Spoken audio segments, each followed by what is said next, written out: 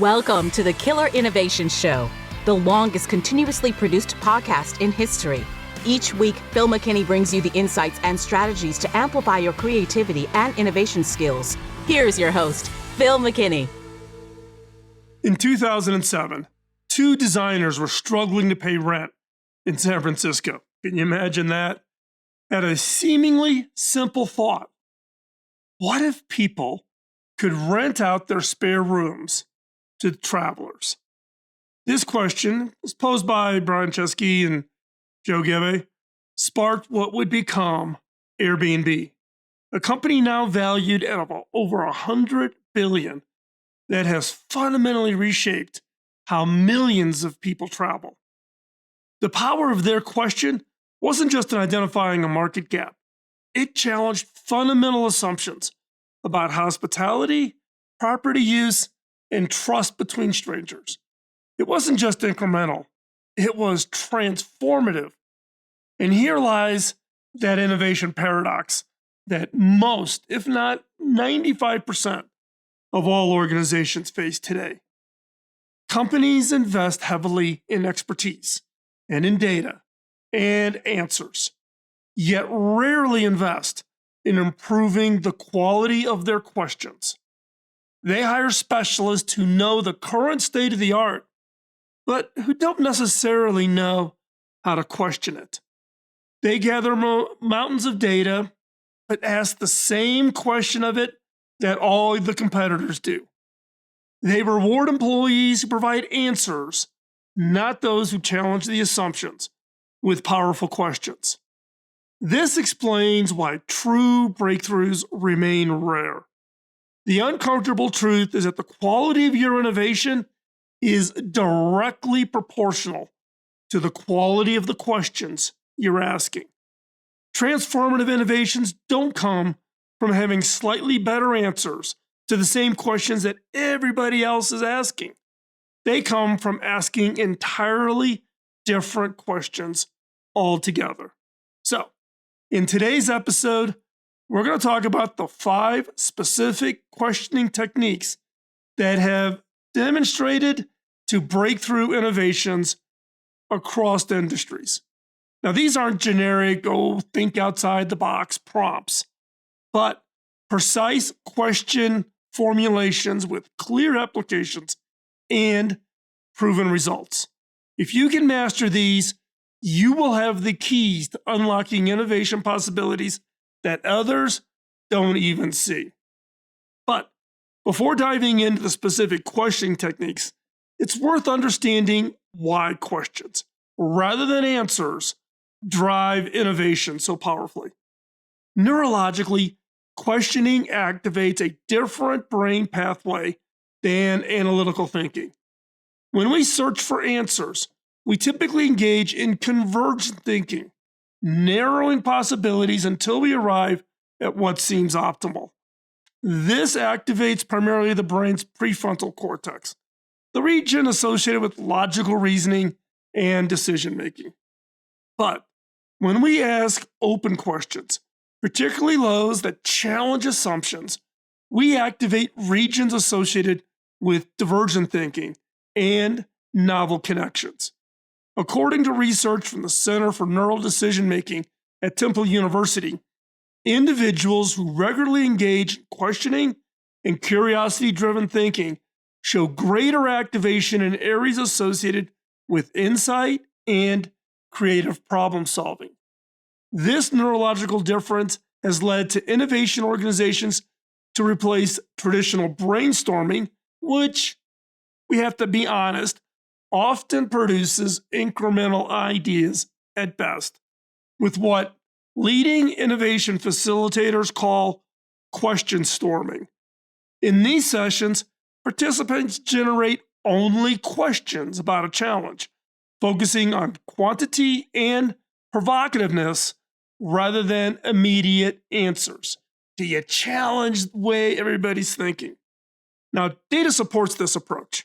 A McKinsey study of over 300 companies found that those with formalized questioning methodologies in their innovation processes outperformed their industry peers by an average of 34% in innovation output as it was measured by successful new products and services that actually made it into market.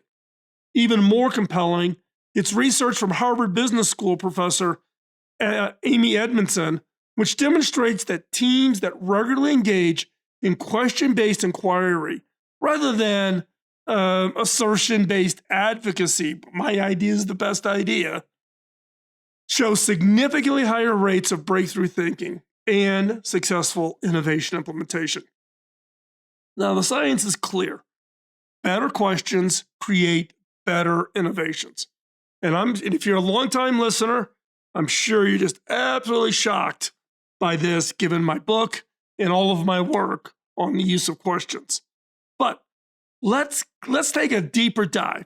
Let's examine the 5 specific questions that have demonstrated the power to really unlock breakthrough thinking. Question number 1, constraint flipping question. Now, the formula here is what if this limitation was actually an advantage? We tend to look at limitations or constraints as a negative. Most innovators instinctively fight against constraints, such as limited budget, so try to get more funding, or restrictive regulation, look for loopholes, legacy technology, plan a complete overhaul. But true innovators know that constraints, reframed through the right question, can become a catalyst for breakthrough thinking. Let's consider Southwest Airlines. When Southwest Airlines was launching in the 1970s, the company faced a severe financial constraint that limited them to purchasing only one type of aircraft, the Boeing 737. Rather than viewing this as a disadvantage, its founder, Herb Keeler, asked, what if having only one type of aircraft wasn't a constraint, but we could turn it into an advantage? This question led to a cascade of innovations. The airline developed an unparalleled expertise in maintaining and operating that specific aircraft. They simplified crew training, since every pilot and every flight crew could be on any plane because they were familiar with it. They streamlined parts inventory and maintenance processes, and they created a model for rapid turnaround at the gates, since every plane had identical configurations. The result? Southwest became one of the most consistently profitable airlines in an industry where competitors regularly went bankrupt. So how do you apply this? To apply a constraint flipping question in your particular context, first off, identify your most frustrating constraint. List the limitations you believe are holding back innovation. Budget restrictions, regulatory requirements, technology limitations, whatever it is. For each constraint, explicitly ask, what if this limitation is actually an advantage? How might it force us to innovate in ways we would not have otherwise considered?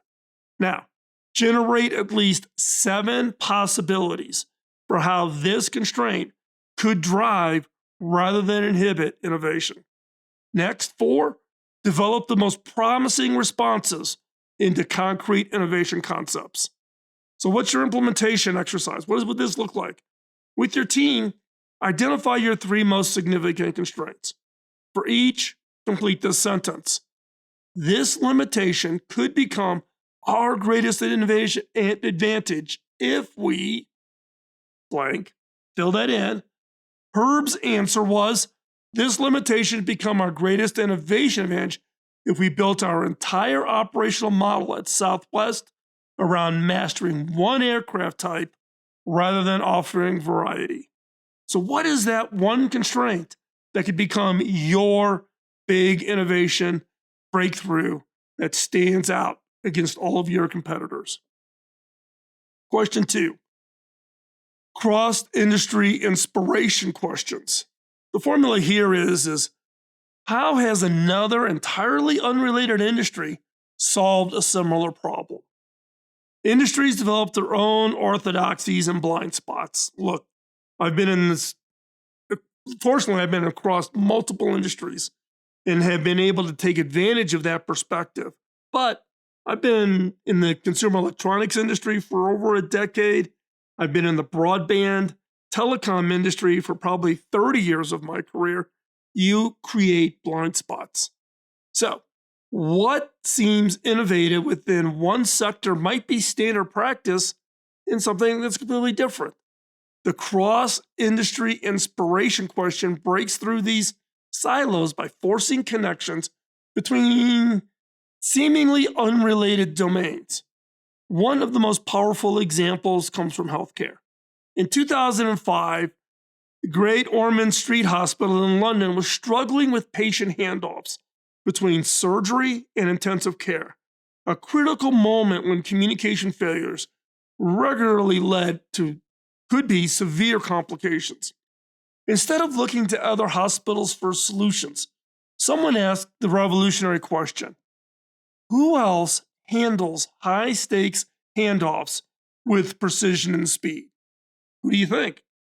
The answer came from an unexpected source: Formula One racing pit crews.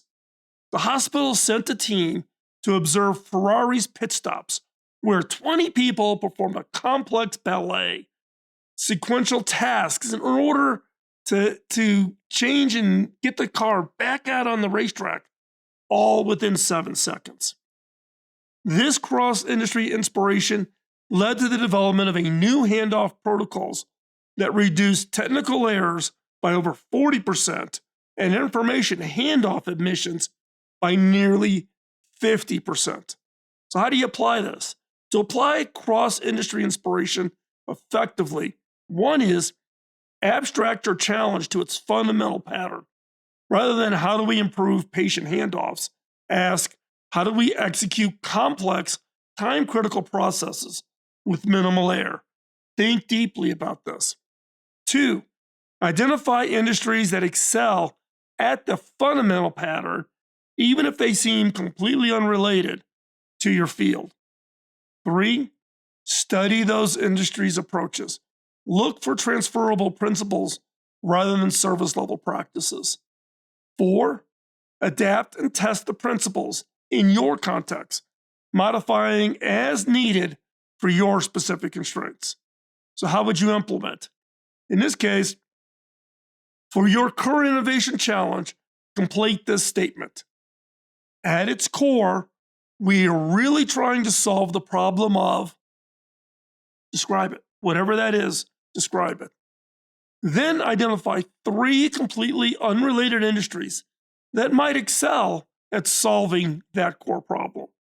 For each of those 3, research their approaches and identify at least one principle you could adapt to your context.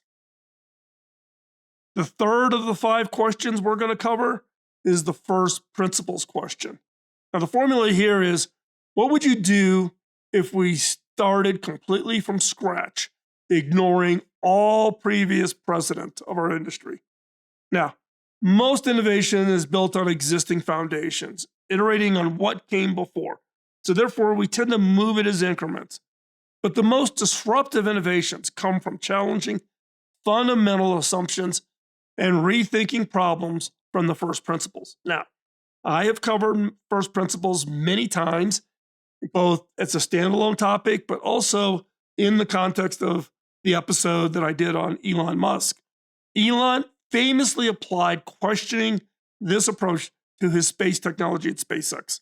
When he was starting SpaceX, conventional wisdom held that rockets were really expensive, with costs running into hundreds of millions of dollars each. But rather than accepting this, Musk asked, what would rocket design look like if we started completely from scratch, questioning every assumption?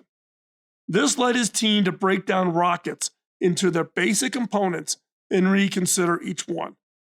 What they found was that the raw materials for rockets cost only about 2% of the typical price of a rocket.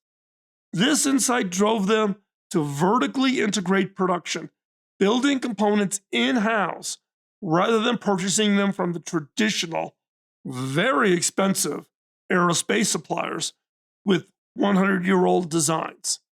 The result was the development of rockets at roughly 1/10 the cost of traditional designs, fundamentally changing the economics of space access. So, how do you apply this? To apply first principle question, 1, list all the assumptions in your current approach. What do you take for granted how things must work? 2, challenge each assumption by asking, why must this be true? And what would happen if the opposite were true? 3, break down the problem to its fundamental elements. What are the irreducible components or factors? And 4, rebuild your approach based on those elements that you really can't change, and then ignoring precedent and tradition and come at it completely differently. So, how would you implement this? For your next innovation challenge, hold a first principles session where you list all the assumptions of how your product, service, or process must work. Second step, explicitly challenge each one with the question of, what if this wasn't true? 3, identify the 3 assumptions that, if challenged, would dramatically change your approach. And then go after and test them. 4 of the 5 questions we're going to talk about today, the extreme user question. The formula here is what would delight our most demanding users so much they couldn't imagine going back to the way it was? Average users give you feedback for incremental improvements. Make it blue, make it lighter, make the battery last longer. I've heard them all. Extreme users, those with the most demanding needs, unusual use cases, or challenging context, can point the way to breakthrough innovations. Apple's development of voice-activated technology provides a really compelling example. While voice control is now mainstream, its origins lie partly in designing for users with disabilities. By asking what would create a transformative experience for those who cannot use traditional interfaces, Apple developed technologies that eventually evolved into Siri and voice control features that millions of people now use daily. Similar, OXO built a kitchen tool empire by focusing first on users with arthritis and other grip limitations. The question, what would make tools usable for people with the most limited grip strength, led to innovations in handle design that turned out to create better experiences for everyone. So, how would you apply this? 1, identify your extreme users. Do you know who your really extreme users are? Go find them. This might be power users who push your product to its limits, users in challenging contexts such as extreme clients, resource limited setups, users with special needs, or even non-users who have rejected your category entirely. In one case, in an example from HP, we went and found extreme users in India who were constantly frying out their network cards in their laptops and in their desktops. Why? Because they were sharing network connections, throwing network cables across 10 roofs that would get struck by lightning. We ended up modifying the design of the network cards to withstand lightning strikes. The end result was everybody else in the rest of the world got better product, more reliable product, because in this case, it was an extreme user in an extreme environment. But the second step of this is you identify them. 2 is study them intensely through interviews, observation, and collaborative design. 3, ask explicitly what would transform your experience so dramatically you could not imagine going back to the current approach. And then 4, test whether solutions for extreme users reveal unmet needs for your mainstream. Taking a lightning strike directly on your network card improved reliability for the 40 million laptops HP sells on a worldwide basis. So, how would you implement this? Select 3 extreme user categories for your product or service. For each, arrange to interview or observe at least 2 users in that category. This is not about assigning it to market research. This is you getting your butt out of the chair and going and talking to 2 users in that category. Focus on understanding their workarounds, their frustrations, and ideal scenarios. Then ask what features would make this so perfect for them they would become evangelists for your solution. Do that. Turn them into raving fans. Turn them into being evangelists. Question number 5, the counterintuitive question. The formula here is what if the opposite of our current approach were true? Our mental models and industry conventions often limit our thinking in the ways we don't even recognize. The counterintuitive question deliberately inverts these models to reveal new possibilities. Netflix revolutionized talent management by asking precisely this type of question.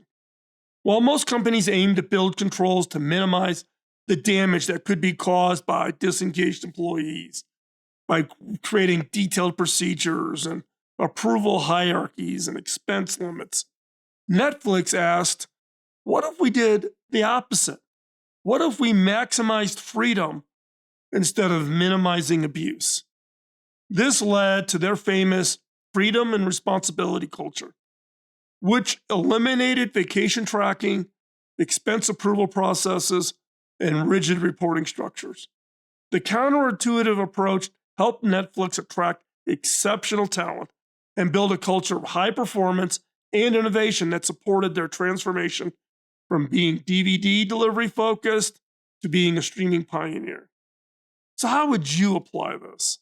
First off, identify your organization's core practices or beliefs about how to approach your market, product development, your operations, your HR procedures, whatever it is.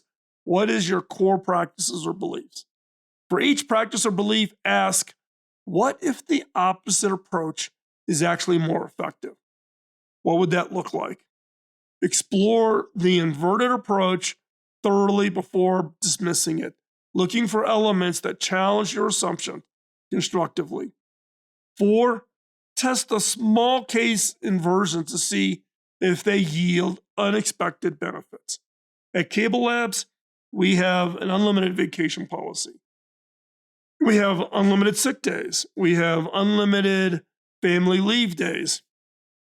But when we first started down that path, people were skeptical. We tried a few things just to see how it was going to work.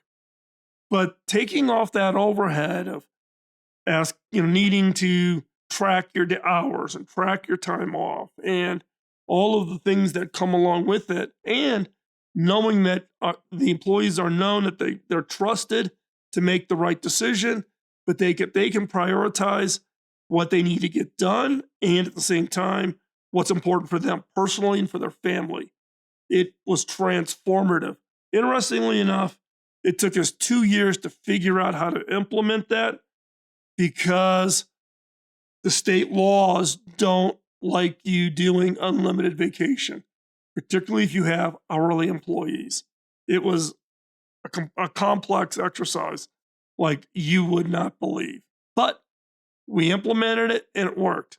So, in your case, how would you implement it? List 3 of the most firmly held beliefs about how things work, whether it's in your industry or in your organization. For each one, complete the sentence. What if the opposite were true? If so, we would do what? If so, our people would feel what? Right? Then identify one small scale experiment you can run to test elements of this inverted approach. And I would encourage you, do the test. Do the test. You'll learn a lot, but you will get yourself, because you'll have your own self-doubts on these things.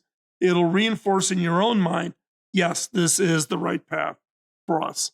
Now, these 5 questions are most powerful when used systematically rather than in isolation. So, the innovation question cascade, which is what we're going to talk about here, provides a framework for sequencing these questions within your innovation process.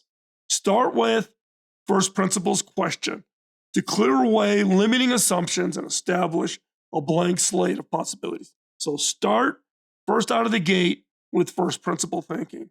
2, apply the extreme user question to identify meaningful problems worth solving and generate initial solution concepts. 3rd, explore the cross-industry inspiration question to bring in novel approaches from unrelated domains.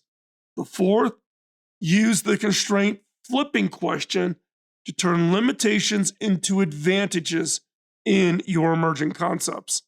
And then 5, finish with counterintuitive question to check whether inversions of your approach might yield even better results.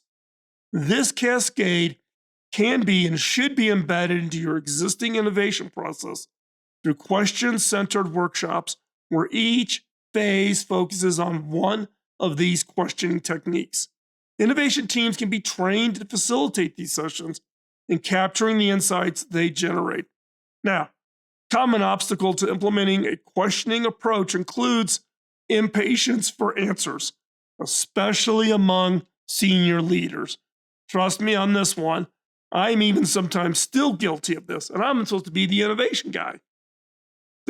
We always are looking for the answers to move on. So one of the biggest approaches is this impatience. The other is cultural norms that reward quick solutions over really thoughtful inquiry, and the cognitive discomfort that comes with leaving questions open. Nobody likes to leave a question open. They want to resolve to an answer, particularly if you're in the tech industry and you have a bunch of really smart engineers. They don't like having unanswered questions. Now, to overcome these obstacles, start small. Introduce one questioning technique in a low stakes kind of context. Demonstrate its value and then gradually expand. Point out, prove to your senior leadership team the power of questions. Create explicit permission for question time, where the pursuit of the answer is temporarily suspended. That's why question storming sessions are really, really powerful. For your first week, try this simple practice plan. On day 1, ask the first principles question about one aspect of your work. On day 3, apply the constraint flipping question to a certain limitation you've identified. And on day 5, experiment with counterintuitive question in a team discussion and keep going and keep practicing. Now, how do you know if better questioning is actually improving your innovation outcomes? A lot of people don't think you can't measure innovation. That is 100% false. The key is to track both process measures, such as how questioning is changing your approach, and outcome measures, how those changes affect results. And you can measure both. Process measures might include question diversity, the number of different question types raised in innovation discussions. Assumption identification, the number of previously hidden assumptions that get surfaced. Or exploration breadth, the number of distinct solution approaches considered. Now, what about outcome measures?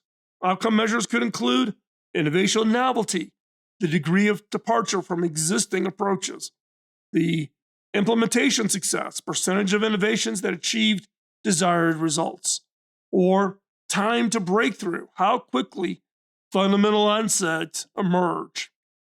So organizations like IDEO and Google Ventures actively measure question effectiveness in their innovation process. IDEO, for example, tracks how might we questions generated during design thinking sessions, analyzing their characteristics against ultimate project outcomes. A simple assessment tool for evaluating your team's current questioning patterns is the question quotient. The question quotient framework is: 1 is record a typical innovation meeting. Even if you're in a conference room and you're not doing it by Zoom call, turn on Zoom, turn on record. 2 is count the ratio of questions to statements. So go back, watch the recording. 3, analyze what percentage of questions changed assumptions versus merely seeking information. And 4, track how those metrics change as you implement the questioning techniques outlined above. Now, here's an idea I want to give you, and that is this, when I just talked through the question quotient framework, this is an opportunity to test an AI tool to transcribe the meeting. Take your Zoom does recording and transcriptions through AI tools. You've got any other tools outside, you can use those. Transcribe and then extract the question quotient metrics for your innovation. AI would be very good at list out all the questions raised during the session, categorize those questions and count them, et cetera, et cetera, et cetera. And you can create an AI tool environment that you use in all of your ideation and all your innovation meetings to then see, are we improving the use of questions? Are we asking more questions? Are we asking for better questions? How do we maybe prompt meetings for question times, those kinds of things? You need to have a baseline. So just record your current meetings and then measure as you push, prod, and try to encourage more and better questions. So let's return to the Airbnb story. There's a fascinating detail typically overlooked. Before their breakthrough question about renting spare rooms, the founders had been pursuing a completely different business model focused on roommate matching. It wasn't superior market knowledge or technical expertise that led to their breakthrough. It was their willingness to question fundamental assumptions about how the hospitality industry should or could work. This pattern repeats across innovation history. The transformative power of question has been a hidden force behind countless breakthroughs, from Netflix reinvention of video distribution to Toyota's reinvention of manufacturing, with the simple question of, why do we need inventory? Before we wrap up today's episode, I want to thank all of you for joining me on this journey. I'm grateful for each and every one of you who takes the time to watch and engage. If you found value in our content, please hit that like button, subscribe to the channel, give us a thumbs up, give us a like and subscribe. It helps more innovators like you discover these concepts. It's our collective way to pay it forward. Don't forget to tap the notification bell so you don't miss an episode. For those who want to go deeper with these concepts of questions and their role in innovation and creativity, you can check out my book, Beyond the Obvious, which is all about question methodologies in innovation. The book has been out for quite some time, but you can get it on Amazon and ebooks and audiobooks. It's all over the place. The other is, and I talked about this before, is the Killer Question Card Deck. Killer Question Card Deck has like 46, 47 questions on the front. On the back side of the cards are what we call sparking questions. These are the questions that you can use with yourself, with your teams. You can shuffle them out and assign questions. There's all kinds of different ways to use this. You can find both the book and the Killer Question Card Deck over at our store, which is at innovation.tools. Innovation.tools. Also, just to make it clear, 100% of the profits from the store are donated to charity. And you'll find the link in the description below. Have you used any questioning approaches that we've been talking about for 20 years on this show? I'd love to hear your experiences in the comments below as we go through. This is volume 1 of the questions. I keep getting asked about, when is volume 2 going to come out? I'm just starting to think about what a volume 2 set of questions would look like. So put your questions, the questions you found most powerful, in the questions below. Because your stories inspire this community, helps us grow, and can also, you may find the question you submit into the next edition of the card deck. And speaking of community, a special shout out to our Patreon patrons and paid subscribers on Substack who support the channel, and they get exclusive access to special content and they get exclusive live streams. If you're interested in joining, become a supporter over at Patreon and Substack. The links are in the show notes or in the description below. Remember, the quality of your innovation is directly proportional to the quality of the questions you are asking. One powerful question can change everything.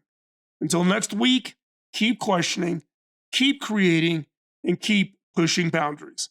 I'm Phil McKinney, and as always, thank you for being part of this innovation journey. Bye-bye.